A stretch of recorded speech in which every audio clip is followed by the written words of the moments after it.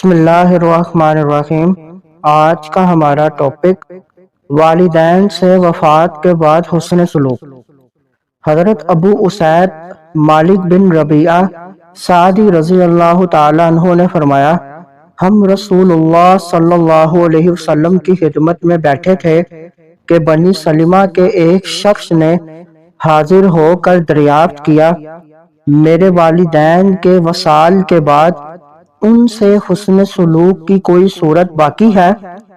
نبی اکرم صلی اللہ علیہ وسلم نے فرمایا، نعم، الصلاۃ علیہما والاستغفار لہما وانفاذ عہودہما واکرام صدیقہما وصلۃ الرحم الذی لا رحم لک الا من قبلہما۔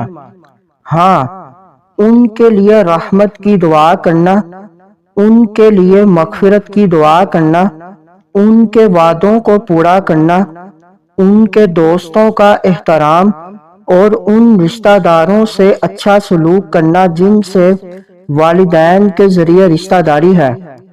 والدین کی حیات میں ان کے ساتھ حسن سلوک لازم ہے۔